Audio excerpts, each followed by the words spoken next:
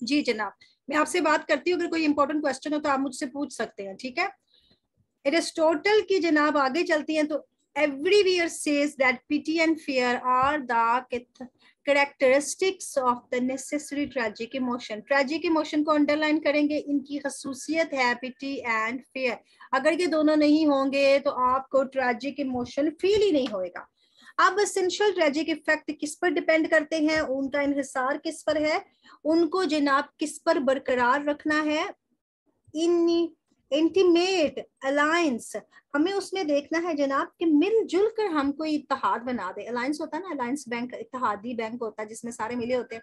तो यहाँ पर वो कहता है हमें मिलजुल कर कुछ इत्तेहाद बना देना है, दोनों के दरमियान, पिटी एंड फेयर के दरमियान हमने मेंटेन करना है, इनको डिपेंड करना है। ट्रेजिक इफेक्ट के लिए हमने इनको देखना है, इनका इन्हिसार यानी ट्रेजिक इन्फेक्ट का इन्हिसार इन दोनों पर है और इन दोनों का इत्तेहाद है आपस में, ठीक है।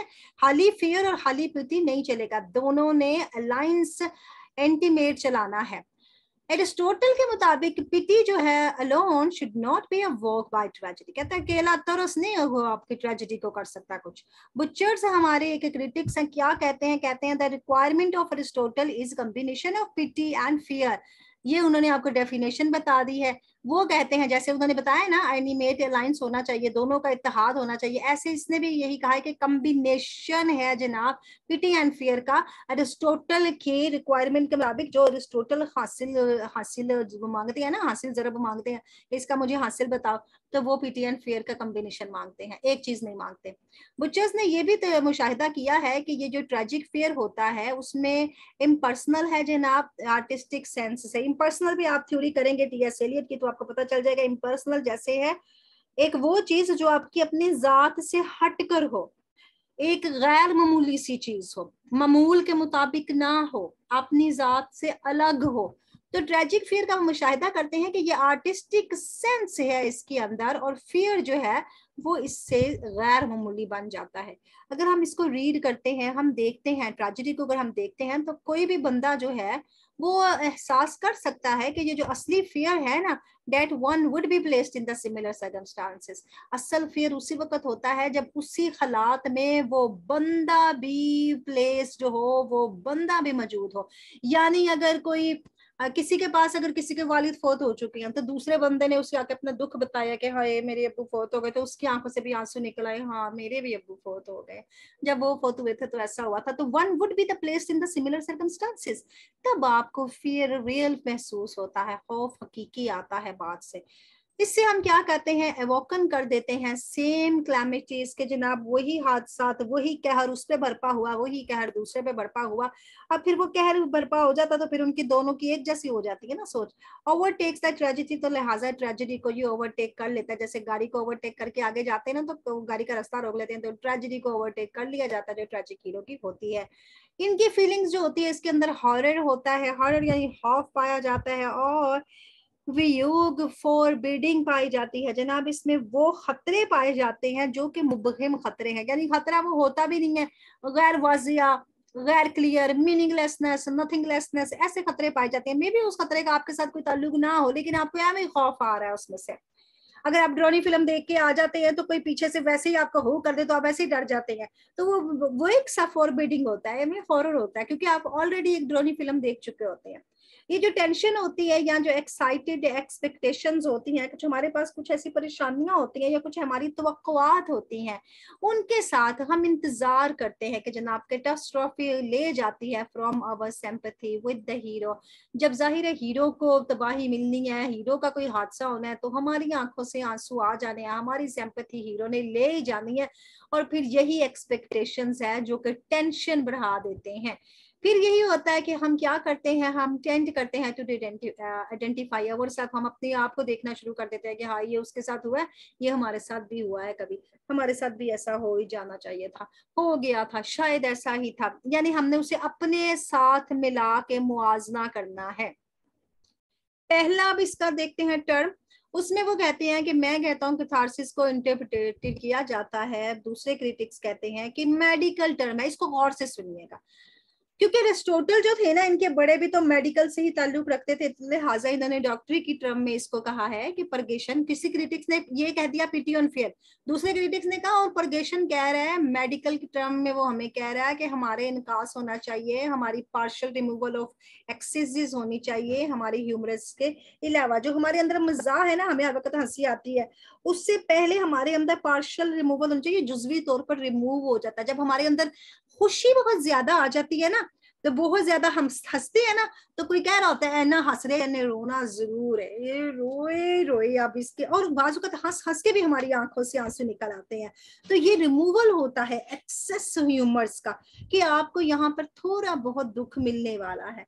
और मेडिकल टर्म भी यही कहती है कि आप बहुत ज्यादा हंसते हैं तो इसका मतलब है आपके आंसू निकल आते हैं। अब ये जो हेल्थ होती है ना, वो बॉडी, हमारी हेल्थ को, हमारी सेहत को, हमारे जिस्म की जो हेल्थ है, उसका इन्हिसार ही इसी चीज पे ऊपर है कि ये जो ख्याल आपको दिखाया जा रहा है, ट्रू बैलेंस रखेंगे आप ह्यूमरस का। इतना ज्यादा मत हंसें कि हंस हंस के आपके आंसू छूट जाए, और इतना ज्यादा मत रोएं कि रो रो के आपकी आंखें अंधी हो जाए। परगेशन आपको दिखाया जाता है इमोशंस का, और आपको फिर कहते हैं कि जनाब पिटी और फेयर जो है, इसका मतलब ये नहीं है कि आपको अलग कर दिया जाए इन तमाम इमोशंस से, मगर एक हेल्थी और बैलेंस प्रोपोर्शन दिया जाए। ये नहीं कि आप रो या तो 4 घंटे रोते ही रहेंगे, बस 10-15 मिनट के आंसू होते हैं, इसके बाद आंसू भी आना बंद हो जाते हैं। तो एक मुनासिब बैलेंस आपको देना है। हाँ ये है कि 10-15 मिनट के बाद आप चुप होते हैं, फिर वो बात याद आती है, तो फिर आंसू नए सिरे से बन चुके होते हैं, फिर आने लग जाते हैं। तो ये वो उसने कहा मेडिकल में ये इसकी टर्म है जनाब। और वो मैंने आपको पहले भी बताया था कि वो लोगों को जब कोई खबर मिलती थी वो सकते में आ जाते थे, बुत बन जाते थे, तो वो डॉक्टर कहते थे कि इनको रुलाओ, इनको हिलाओ, इन पे कोमा ना आ जाए कहीं। कोमा भी तो उन लोगों पे जारी हो जाता था ना, तो फिर इस वजह से उनको कहते थे कि इनके आंसू निकलने चाहिए। लिहाजा कैथारसिस को अगर हम इस सेंस में देख लेते हैं तो डिनोट्स इशारा करता है आप पैथोलॉजिकल इफेक्ट की तरफ। ये पैथोलॉजिकल वो डॉक्टरी इफेक्ट है जिससे आपकी रूह को तस्कीन मिलती है उसकी, यानी जो कहते हैं ना कि पॉलिश होती है, वो क्या होता है वो जो हम बॉडी का करवाते हैं, थेरेपीज करवाते हैं ना, हम दबाते हैं अपने जिस्म को, तो ये आपकी सोल को जिसे कहते हैं ना मसला जाता है, उसकी मसाज की जाती है। तो ये कंपैरेटेबल है जनाब, और इसके साथ आपको इफेक्ट दिखाया जाता है मेडिसिन का हमारे जिस्म के ऊपर, मुआजनाती तौर पर मुआजना किया जाता है, तो आपके जिस्म पे मेडिकल इफेक्ट है। कैथारसिस की नंबर 1 डेफिनेशन है, और उसी के अंदर उसने इसके पार्ट्स निकाल दिए, पार्ट्स नंबर 1, और ये है जनाब इसका पार्ट नंबर 2। अब इसके अंदर से 2 पार्ट्स हैं। एक तो वो है जनाब जिसमें हम ये देखते हैं कि हम किसी की जो बात का ख्याल रख रहे हैं, क्यूरिंग द लाइक्स। लाइक एक ऐसी चीज जो कि एक जैसी हो, जैसे आप और मैं, हम इंसान हैं, जैसे लड़की लड़की, लड़का लड़का, दादा दादा, दादी दादी, ये एक जैसे जो रिश्ते हैं या एक जैसी जो चीजें हैं, उनका कैसे क्यूरिंग किया जाता है, उनके कैसे इलाज किया जाता है। सम क्रिटिक्स जो कि मेडिसिन सेंस में इसको देखते हैं, वो कैथारसिस की टर्म को एक्सप्लेन करके हमें बताते हैं। ओहो, आप ऐसा करें बैक जाएं और फिर दोबारा आए, अगर आपको वॉइस इश्यू हो रहा है तो दोबारा रिज्वाइन करें। कैथारसिस एक्सप्लेन कर देता है उस मरहले को कि जनाब ये जो परगेशन है इसको हम देखते हैं होम्योपैथिक के ट्रीटमेंट में। होम्योपैथिक होते हैं ना डॉक्टर जो कि इलाज करते हैं, कहते हैं होम्योपैथिक का कोई नुकसान भी नहीं है, और अगर फायदा नहीं तो नुकसान नहीं है।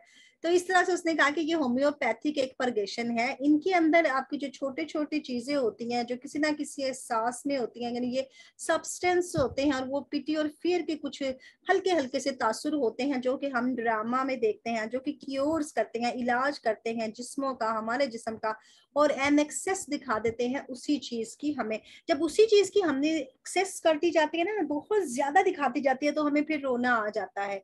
बाजुकात एक ही सीन कॉन्टिन्यूसली चलता जाए चलता जाए। मैंने हजरत यूसुफ की फिल्म देखी, तो वो भाई जब उन्हें फेंकते हैं कुएं में, तो वो सीन काफी लंबा था। वो सीन जितनी देर तक चलता रहा उतनी देर तक मुझे रोना आता रहा। तो वो सीन चला गया, अब तो वो जिसे कहते हैं ना कि वो कंटिन्यूटी खत्म हो गई, एक्सेस खत्म हो गई, मेरी पहुंच खत्म हो गई, तो फिर माइंड चेंज हो गया। अगर आप कोई रोने वाला सीन देखते होंगे तो वो सीन 5 मिनट चले, 2 मिनट चले, आपने 2 मिनट उसी जज्बात में रहना, जो ही सीन दूसरी तरफ चला गया आपकी सोच बदल जाती है। लिहाजा उसने कहा कंटिन्यूटी जो है वो पिटियर फीलिंग को क्योर करती है, और एक्सेस हमारी जब तक होती है तब तक हमें वही सेम फीलिंग्स फील होंगे। अब फीलिंग पिटी और फेयर को अगर हम देख लेते हैं तो जिंदगी की जो हकीकत है उसमें पाई जाती हैं, और इसी मामले में अगर हम देखते हैं तो ये लाइक क्योरिंग द लाइक्स है, एक जैसा ही एक जैसे को क्योर करता है। यानी अगर कोई बेवा है जिसका बेवा बेवा का दुख समझ सकती है, यतीम यतीम का दुख समझ सकता है, फकीर फकीर का दुख समझ सकता है। अगर हम ये देखते हैं जनाब, ये पैसेज जो हमारा चल रहा है जिस पे हम बात कर रहे हैं पॉलिटिक्स में, तो पॉलिटिक्स में इसको कैसे बताया गया है, दिस इफेक्ट इस इफेक्ट के साथ। पॉलिटिक्स आपको बताया था एरिस्टोटल की एक और किताब है, ठीक है, उसमें उन्होंने इफेक्ट के साथ बताया है कि लाइक क्यूरिंग लाइक। अब यहाँ पर इफेक्ट बताया है म्यूजिक के साथ में। उसने कहा कि म्यूजिक में भी एक ऐसी चीज होती है कि जो आपको क्या करती है, मोरबिड स्टेट ऑफ माइंड, आपका दिमाग मरीज बन जाता है, मोरबिड हो जाता है, दिमाग में कुछ खलल मच जाते हैं, कुछ की याददाश्त खराब हो जाती है, कुछ के दिमाग में मर्ज आ जाता है। उस मर्ज को इफेक्ट क्या करता है, असर देता है हमारा म्यूजिक, अगर हमारे हेल्थ के साथ दिमाग में इफेक्ट हो जाता है। एरिस्टोटल कहते हैं कि ये जो जज्बात है ना, शुड नॉट बी रिप्रेस्ड, अपनी जज्बात को दबाओ मत, अपने आंसुओं को रोके मत, they must be allowed an outlet. ये एरिस्टोटल की कोटेशन है, उनको बाहर निकाले, that the mental equilibrium, equilibrium हमारा ये है, जैसे कहते हैं ना तवाज़न, इक्वल से निकला है, इक्वलिब्रियम तवाज़न इज मेंटेन्ड, तो तवाज़न कायम रहना चाहिए। ये एरिस्टोटल ने इतनी आपको कोटेशन बताई है, ये आपने निकाल लेनी है, ये भी आपकी कैथारसिस की कोटेशन है, ठीक है। बैलेंस के साथ हमारे अंदर की जज्बात का अखराज होना चाहिए। अब पोइटिक्स में वो क्या कहते हैं, हवाला देते हैं इसी इलाज का ऑफ रिलीजियस फ्रेंजेस, जो कि उनके जुनूनी आर्जे हो जाते थे ना, जैसे वो कहते हैं हाल चढ़ गए, हो ये बाबे आ गए, ये हाल हो गए, ये हो गया वो हो गया, ये हमारे जुनूनी हो जाते हैं ना, फ्रेंजे रिलीजियस फ्रेंजे हो जाते हैं। थ्रो कैथारसिस तो फिर वो धमाल डालते हैं, और वो जैसे धमाल ही होती है मेरे ख्याल है जब वो हाल चढ़ जाते हैं, तो वो हमारा मजहबी जुनून भी होता है, जिसको हम वो कहते हैं ना उछल उछल कर निकालते हैं। अब हम लोगों ने तो नहीं देखी, लेकिन अक्सर फिल्मों में तो दिखाई जाती है ना ये, तो आप समझ सकते हैं कि ये आपका आर्जी मजहबी जुनून होता है। इसके जरिए भी आप अपना कैथारसिस करते हैं, अपनी रूह की पाकीज़गी करते हैं। आएगा बुल्ले शाह याद आगे मुझे कि बुल्ले शाह वो जो थे वो घुंघरू पहन के तो नाचा करते थे, अंदाजा करें वो कितने बड़े बुजुर्ग थे। बुल्लिया की जाना मैं कौन, तो वो लोग अपना कैथारसिस कर चुके थे, वो अपनी जैसे कहते हैं मन का कैथारसिस कर चुके थे। कुछ अमीर लोग होते हैं जो अपने धन का कैथारसिस करते हैं, कुछ लोग अपने तन का कैथारसिस करते हैं। तो ये तन मन और धन की बात ही चल रही है। अब प्लेटो जो हमारे एरिस्टोटल के भी अब्बा जान है, अब्बा जानते नहीं है ना, उसका उस्ताद है, तो उस्ताद का दर्जा तो आपके मुताबिक होता ही है ना। ये क्या कहते हैं, जो क्राइंग चाइल्ड है is rocked to sleep by singing a song. एक बच्चा चिल्ला रहा है, रो रहा है, उसको नींद आई है और उसने लोरी सुनकर ही सोना है। द आउटवर्ड रेस्टलेसनेस अलेज, अब यहाँ पर ये जो बैरूनी परेशानियां है ना, उसकी प्यास बुझाना चाहती हैं, वो लोरी मांग रहा है एक रोता बच्चा। तो इसका इलाज क्या है, इनवर्ड रेस्टलेसनेस, उसके अंदर इनवर्ड जिसे कहते हैं ना हलचल मची हुई है, जो हलचल आउटवर्ड में हमें उसके चीखने चिल्लाने की वजह से शोर। देखिए किसी को गुस्सा आता है ना, तो वो गुस्सा उस वक्त आता है जब वो अंदरूनी दिमागी तौर पर परेशान होता है। आमतौर पर आप और मैं, हम इतनी जल्दी गुस्से में नहीं आते। हमें गुस्सा जब आता है तो इसका मतलब है हमें किसी और चीज की परेशानी होती है और गुस्सा कहीं और निकल रहा होता है। तो इनवर्ड हमारे अंदर बेचैनी मची होती है और आउटवर्ड हमारी बेचैनी फिर शो होती है। लिहाजा उसको हमने जब सुकून देना है तो उसके अंदर तक सुकून देना है, तो हम कोई लोरी बच्चे को सुनाएंगे। पिटी एंड फियर क्या करता है, artificially produced in the tragedy, उसे हम मसनूई तौर पर कहते हैं। प्लेटो है ना, प्लेटो ने तो अपनी फिर कहना है ना, प्लेटो तो वैसे भी पसंद करते हैं ना कि ये ऐसे काम करो, कहते हैं मसनूई तौर पर ट्रेजेडी में शामिल कर दिया गया है।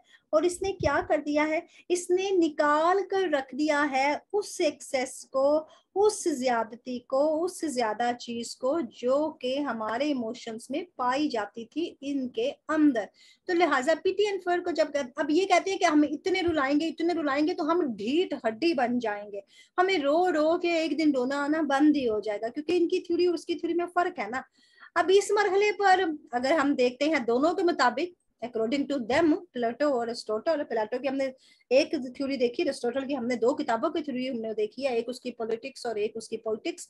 अब क्या पहुंचाती हैं आपको, ये कहती हैं हार्मलेस और प्लेजरेबल आउटलेस हो, है ना, पिट पिट के अपने आप का बुरा ही हाल कर लो और मार मार के अपना कैथारसिस कर लो। ऐसे कैथारसिस नहीं करना, हार्मलेस आपने करना है कैथारसिस। जब आपने धरना देना है तो उसमें किसी किस्म की कोई, जिसे कहते हैं ना कि तशद्दुद नहीं होना चाहिए। अब दोनों ने कहा है कि जनाब हार्मलेस होना चाहिए, प्लेजरेबल आउटलेट होना चाहिए आपकी उस जबलत का जो कि डिमांड करती है आपसे तसल्ली, सुकून, आपकी फितरत आपसे सुकून मांगती है। तो इन सब के अंदर वो कहता है कि आपको अगर सुकून लेना है तो आपने बड़ा हार्मलेस प्लेजरेबल आउटलेट देना है, अपने आप को नुकसान भी नहीं पहुंचाना ना। Which can be indulged here, जिसका यहाँ पर हमने इंडल्ज्ड कर दिया है, शुरुआत कर दी है, more fearlessly than in real life. आपने बगैर, कहते हैं ना, बगैर खौफो खतर इसका निकालना है गुबार, जैसा कि आप अपनी जिंदगी में नहीं निकाल पाते। तो आपने इसका हार्मलेस एक थ्योरी के जरिए अपना गुबार निकालना है। अच्छा जनाब, प्लेयरेबल काम जो है वो हमें किस तरफ ले जाती है, वो हमें ले जाती है उन पैशंस की तरफ जो कि हम ऑलरेडी गुजार चुके होते हैं, उन रवैयों की तरफ जो हमारे पहले से गुजर रहे हैं हमारे साथ। हमारे जज्बात क्योर करते हैं is felt by the Spectator. जब कोई तमाशाई भी हमें देख रहा होता है तो हम उनसे भी फील कर रहे होते हैं कि जनाब ये बंदा भी देख रहा है हमें, तो हमें हमारे जो इमोशंस होते हैं उनका इलाज हो रहा होता है। कोई तसल्ली दे देता है ना आपको, ऐसे आके कोई कहता है बस करना, अब छोड़ भी दो, कोई बात नहीं है। तो फियरलेसली होके आप अपने जज्बात का इजहार करते हैं, लेकिन आपका स्पेक्टेटर भी फेल करता है आपकी इस फीलिंग को।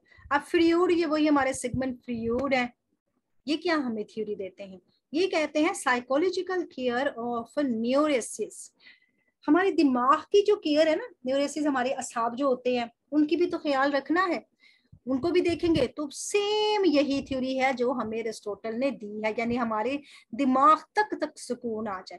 मगर वो कहते हैं कि ये जो न्यूरोटिक होते हैं ना, ये जो असाबी मरीज होते हैं, कुछ ज़हनी प्रॉब्लम्स वाले लोग होते हैं, कैन बी क्यूर्ड, उनका हम इलाज कर सकते हैं। He is made to recall, जब उनको याद दिलाया जाता है हिज पेनफुल चाइल्डहुड एक्सपीरियंस, याद है, कहते हैं ना याददाश्त भूल गया है अपनी, इसको उसी जगह पर ले जाओ जिस जगह पर ये पहले गया था, इसकी याददाश्त गई थी, तो उसको याददाश्त याद करवाने के लिए उसी जगह ले जाया जाता है। तो ये साइकोलॉजिकल भी क्योरिंग हो जाती है आपकी, जो आपके अपने जैसे लोग होते हैं। अनलाइक केयरिंग, अनलाइक एक ऐसा बंदा जो नहीं जानता किसी दूसरे को लेकिन वो केयरिंग कर रहा है उसकी।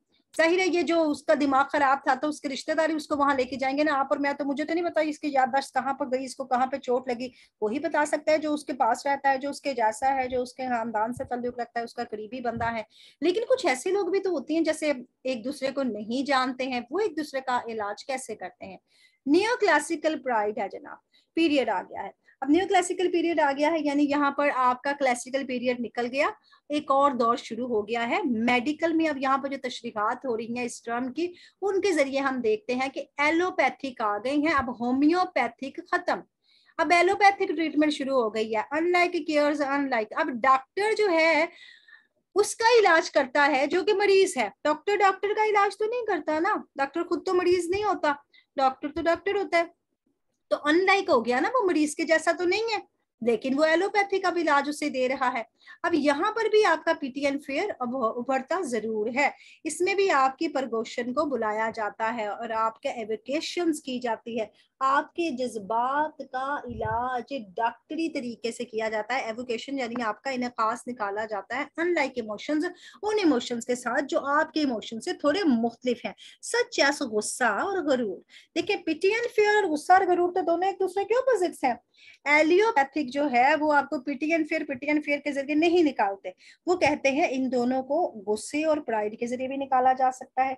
हमें कहानियां ऐसी सुनाई जाती हैं जिनमें हमें बताया जाता है कि गुस्से का ये नतीजा हुआ, गुरूर का ये नतीजा हुआ, वो कहानियां हम सुनते हैं फिर भी हमें खौफ आता है, हालांकि वो कहानियां मे भी हमारे किसी रिश्तेदार की भी ना हो, मे भी हमारे किसी जानने वाले की भी ना हो, लेकिन इमोशंस तो उभारती है ना। अब ये जो मंजर है इन इंसिडेंट का जहाँ पर आपके सामने उठती है पिटी एंड फेयर, और जो तमाशाई होते हैं वो क्या कर जाते हैं, वो पर्ज्ड कर जाते हैं जनाब। अब तमाशाई यहाँ पर आकर पाकीज़गी कर लेते हैं अपने इमोशंस की, जो कि वजह बनती है इमोशंस की पाकीज़गी की वजह क्या बनी, वो वाकयात जो कि हमें मसाइब के दिखाए गए थे ट्रेजेडी के अंदर। सो ट्रेजेडी के अंदर जो वाकयात आए थे उनको देखने के बाद स्पेक्टेटर ने अपनी प्रोग्रेशन कर ली।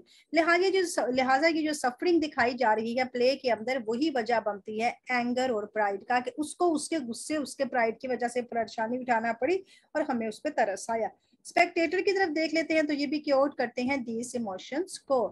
अब ड्राइडन क्या कहते हैं, वो कहते हैं कि जनाब ये जो प्रीफेस हमारा है ट्रोलियस और क्रेसिडियासा, ये उसने एक स्टोरी बनाई है। अच्छा जी, ट्रोलियस और क्रेसिडिया ना, ये वही स्टोरी है जो द सी की स्टोरी है ना, क्रेसिडिया और ट्रेलोसियस, ये चली जाती है ना वहां से पताल में, वही स्टोरी है। Note the basement of the PT unfair. अब कहते हैं यहाँ पे बुनियाद नहीं है, यहाँ पे कोई इनका, हम ये नहीं कह सकते कि पीटी अनफेयर के यहाँ पर कोई बेसमेंट है जनाब, यहाँ पर इनके साथ कोई पीटीएन फेयर में बदसलूकी हुई, कोई बुरी बात हुई, मगर यहाँ पर एग्रेसिव दिखाया गया है एक इवल इमोशंस को, जिसके अंदर गरूर भी होता है, गुस्सा भी होता है, लिहाजा वो फीड करती है अपने गुस्से को, वाटर करती है, और उसका सॉफ्ट हार्टेड इमोशन जो है वो क्या है, हर्ट हो जाता है। अच्छा, आप यहाँ पर मिसाल दे सकते हैं विलियम ब्लेक की द टाइगर नहीं, द पॉइजन ट्री की, आप इसकी मिसाल ना दें। अगर ड्राइडन की आपने प्रेफेस को नहीं मिसाल देनी है, इसको छोड़ के आप विलियम ब्लेक की द पॉइजन ट्री की मिसाल दे दें कि वो अपने गुस्से और अपने प्राइड और अपने एंगर के साथ वो उस दरख्त को वाटर देता है, पानी पिलाता है, और उसका दोस्त आके फिर उसका फल खाता है तो जनाब वो मारा जाता है। तो लिहाजा एग्रेशन, एग्रेसिव और इवल इमोशंस, ये भी सारे जो हैं ये भी जवाल का बायस बनते हैं। नेक्स्ट हम अपनी अगली वीडियो में करते हैं।